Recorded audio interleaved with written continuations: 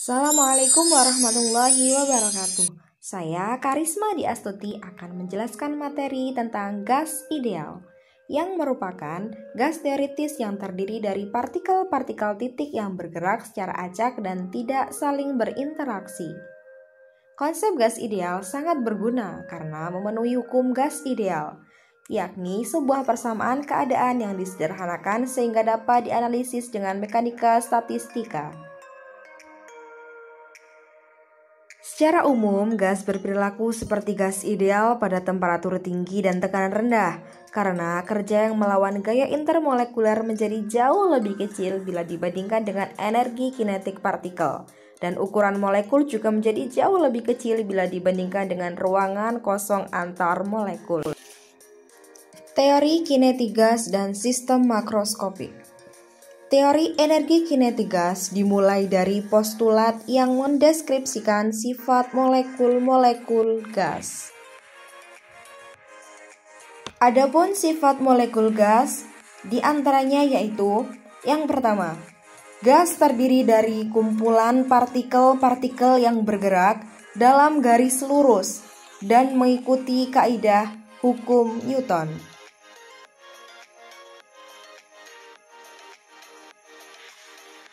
Selanjutnya, molekul-molekul gas tidak bervolume dan merupakan titik, sehingga molekul-molekul itu dianggap adalah titik, jadi tidak bervolume. Yang ketiga, tumbukan-tumbukan antara molekul adalah tumbukan elastis sempurna, sehingga tidak ada energi yang hilang ketika molekul-molekul itu bertumbukan. Sifat yang keempat yakni tidak adanya gaya interaksi antar molekul.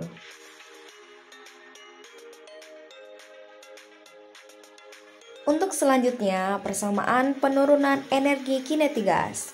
Yuk simak ya.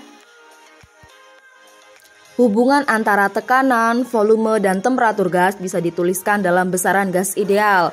Ada dua bentuk. Yang pertama, PV N kecil nRT dan PV N besar nKT. Nah, khusus untuk gas di ruang tertutup, jumlah gasnya tidak berubah. Ketika tekanan atau volume bahkan temperaturnya dirubah, maka hubungannya menjadi seperti ini. Nah, itu disebut sebagai hukum Boyle-Gay-Lussac. Kesimpulannya adalah bahwa PV per T adalah konstan. Mengapa demikian? Ya, jika P berubah, maka akan mempengaruhi volume ataupun sebaliknya, jika V berubah maka akan mempengaruhi P dan T ataupun sebaliknya, begitu juga. Nah, tekanan dalam gas bukan dipengaruhi gaya gravitasi, melainkan gerakan menumbuk dinding. Persamaan yang menghubungkan temperatur dan energi kinetik yakni disebut sebagai teorema ekipartisi energi, di mana dapat kita ketahui bahwasannya persamaannya menjadi energi kinetik rata-rata sama dengan KT per 2. Energi rata-rata dari 1 derajat kebebasan partikel sama dengan KT per 2. Nah, dapat disimpulkan bahwasannya ketika partikelnya bergerak hanya pada satu sumbu, maka partikel tersebut hanya punya 1 derajat kebebasan. Namun, pada gas ideal, dapat ditinjau sebuah ruang yang di dalamnya terdapat gas ideal. Ketika partikelnya bergerak secara acak, maka partikel-partikel tersebut akan bergerak pada 3 arah atau 3 sumbu, yakni X, Y, dan Z. Sehingga dapat diketahui persamaannya menjadi K sama dengan 3 per 2 KT. Nah, mengapa 3 per 2? Karena tinggal kita kalikan 3. Kemudian, jika meninjau pada wadah tipis sekali, berarti partikel hanya memiliki 2 derajat kebebasan. Maka, tinggal kita kali 2. Jadi, 2 dan 2-nya habis menjadi energi kinetik rata-rata sama dengan KT. Nah, 2 dan 2 saling menghilangkan.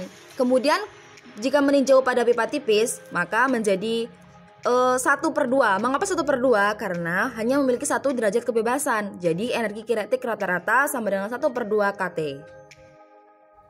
Partikel-partikel pada gas ideal mengalami tumbukan-tumbukan pada dindingnya, tetapi tumbukannya lenting sempurna, berarti kecepatan sebelum dan setelah tumbukan itu sama, yang membedakan hanya arahnya yang berlawanan. Nah, jika meninjau momentum pada partikel I, maka PI sama dengan M kali V. Asumsinya partikel ini hanya bergerak pada satu sumbu. Nah, dalam hal ini kita misalkan pada sumbu Y, kemudian dia akan menumbuk dinding. Nah, selanjutnya yakni kecepatan setelah tumbukan.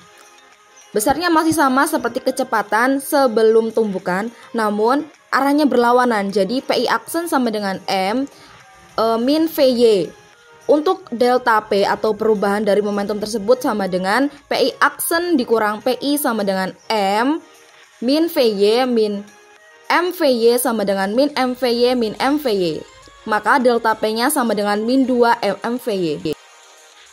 Pada kasus ini, kita meninjau gaya yang dialami oleh partikel. Ketika partikel menumbuk dinding, maka partikel dikenai gaya. Jadi, ketika partikel menumbuk dinding setelahnya terlempar, berarti partikel dikenai gaya dorong oleh dinding terhadap partikel. Nah, dapat dijadikan persamaan FD atau kita buat F dinding sama dengan dP per dt, atau jika kita turunkan atau kita integralkan, maka dapat menjadi delta P per delta T. Nah, sama dengan min M2 MVY per delta T. Gaya yang dilakukan partikel terhadap dinding yakni partikel memberi gaya aksi. Nah, hal ini sesuai dengan hukum Newton yang ketiga yang berbunyi F aksi sama dengan F reaksi. Nah, F aksi di sini adalah gaya partikel terhadap dinding, sedangkan F reaksi ini gaya yang berlawanan, jadi dia hasilnya min. Nah, F reaksi ini adalah dinding terhadap partikel. Kemudian, karena dari FD atau gaya yang dialami dinding itu hasilnya sudah min, yakni min 2 kali M kali VY per delta T, dan gaya reaksinya pun juga min, maka hasilnya adalah F sama dengan 2 MVY per delta T. Untuk mencari VY atau perubahan kecepatan terhadap waktu, yakni delta X per delta T sama dengan 2S per delta T. S di sini adalah jarak bolak-balik, jadi dia 2. Nah, untuk delta T-nya yakni 2S per VY. Maka, untuk mencari gayanya, karena pada V tadi rumusnya 2M VY per delta T, maka tinggal kita masukkan 2M per VY. Nah, di sini delta T-nya sama dengan 2S per VY. Jadi delta T kita rubah menjadi 2S per VY. Jadi 2M VY per 2S per VY. Nah, 2 dan 2 saling menghilangkan, maka hasilnya menjadi F sama dengan M VY kuadrat per S. Nah, dalam hal ini kita juga mencari tekanan yang dilakukan oleh partikel. Maka yang kita gunakan adalah rumus yang kita cari tadi, yakni F sama dengan M VY kuadrat per S. Nah, dari rumus awalnya tekanan rumusnya yakni F per A atau gaya perluas penampang. Jadi kita masukkan rumus dari gaya yang sudah kita cari tadi, yakni F sama dengan M VY kuadrat per S. Bukan FD ya, karena FD itu gaya yang dilakukan oleh dinding. Yang kita cari adalah yang dilakukan oleh partikel.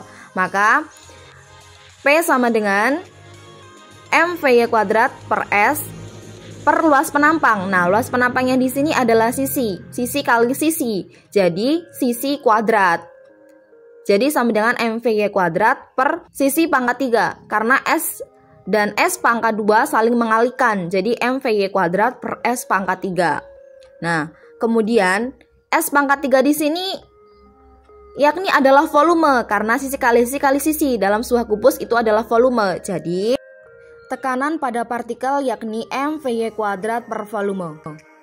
Anggaplah terdapat sebuah wadah yang di dalamnya ada gas, maka asumsikan satu atom yang sedang bergerak ke kanan sebesar Vx dalam arah sumbu X menabrak dinding wadah yang diarsir ini. Setelah terjadi tabrakan, ia mental kembali menjadi min Vx, atau seperti contoh yang sebelumnya tadi ya. Berarti atom gas mengalami perubahan momentum. Ada impuls yang bekerja pada atom gas ini, yaitu impuls sama dengan perubahan momentum. Jadi sama dengan mvt atau kecepatan akhir min mv0 atau kecepatan awal sama dengan m min vx min mvx sama dengan impulsnya berarti menjadi min 2m kali vx. Nah, untuk impuls yang bekerja pada dinding berarti ia plus, karena impuls yang bekerja pada atom ke kiri, sedangkan pada dinding sesuai dengan gaya aksi reaksi atau hukum Newton yang ketiga, maka pada saat yang bersamaan hasilnya menjadi plus, yaitu impuls pada tembok sama dengan 2mvx. Misal, yang menabrak sebanyak nc, maka impuls sama dengan 2m0v kali nc. Nah, apa sih nc itu? Nc adalah jumlah atom yang menabrak dinding wadah tersebut. Impuls adalah gaya yang dikali perubahan waktu interaksinya. Maka, untuk mencari F rata-rata sama dengan 2m0vx kali nc per delta T. Nah, di sini terlihat bahwa nc per delta T itu ada. Maka bagaimana ia bisa didapat? Jadi, asumsikan pada satu wadah yang ada daerah yang lebih kecil. Di dalamnya terdapat banyak atom, di mana ketika kecepatan atom adalah Vx selama selang waktu yang bisa sampai ke daerah yang lebih kecil, yakni atom yang berwarna hitam. Nah, sedangkan atom yang berwarna pink belum bisa sampai ke daerah kecil tersebut. Jadi, hanya atom yang berwarna hitam yang dapat menabrak dinding pada daerah yang lebih kecil dalam selang waktu delta T. Jika menggunakan perbandingan untuk atom di daerah kecil atau n-aksen dan atom total, yakni N, maka didapatkan perbandingan n-aksen per N, yakni volume di daerah kecil dibagi volume total. Maka didapatkan n-aksen per N sama dengan A kali delta X per V. N-aksen sama dengan A kali N per V kali delta X. Nah, ini menjadi NC karena ia menabrak dinding sebelah kanan, menjadi NC per delta T sama dengan A kali N per V kali delta X per delta T kali setengah. Mengapa demikian? Karena setengah ini yang dicari hanya arahnya yang ke kanan saja. Jadi sudah didapatkan atom-atom yang menumpuk dalam satu waktu. Nah, untuk mencari F rata-ratanya, yakni F sama dengan 2 mvx kali NC per delta T. F rata-rata sama dengan 2 mvx A kali N per V Vx setengah dari yang tadi. F rata-rata sama dengan mvx kuadrat kali N per V kali A. Nah, maka F rata-rata per A di sini adalah definisi tekanan pada dinding wadah sebelah kanan. Maka hasilnya N per V mvx kuadrat. Maka P atau tekanannya menjadi N per V mvx kuadrat. Dalam statistika, maka dapat menghasilkan seperti berikut ini. Karena dalam suatu wadah tersebut atom-atomnya bergerak ada ke kanan dan ke kiri, maka dapat diasumsikan menjadi sumbu F, sumbu X, Y, dan Z. Maka tekanannya menjadi 1/3 M per min square kuadrat N per V. Dalam gas ideal, PV sama dengan NKT yakni secara makro, dan P sama dengan sepertiga M V root min square kuadrat NV, N per V sama dengan mikro. Nah, PV sepertiga M V root min square kuadrat kali N ini, V-nya yakni akan dikalikan ke kiri. Nah, perhatikan ada PV yang makro dan PV yang mikro, berarti PV dan PV itu sama. Nah, sehingga karena keduanya itu sama, akan menjadi suatu persamaan sepertiga atau 1/3 M0 V root min square kuadrat kali N. Nah, sama dengan NKT karena dari makro tadi. Ini adalah suatu keterkaitan antara makro dan mikro. Nah, karena 1/3 ini tidak terlalu familiar untuk kita, maka kita munculkan suatu formulasi dengan dibuat setengah. Caranya kita kalikan setengah-setengah semuanya. Karena N dan N ini sama, maka kita coret saja atau kita hilangkan keduanya.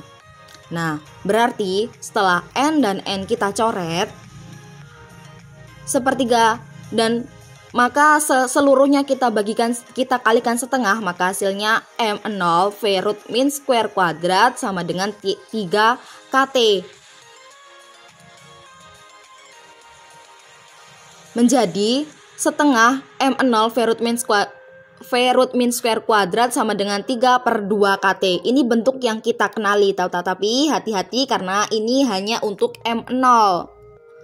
Sehingga diperolehlah energi kinetik rata-rata untuk satu partikel, yakni hasilnya energi kinetik rata-rata sama dengan 3/2 kT atau konstanta Boltzmann kali temperatur. Nah, maka energi kinetiknya hanya dipengaruhi oleh temperaturnya saja.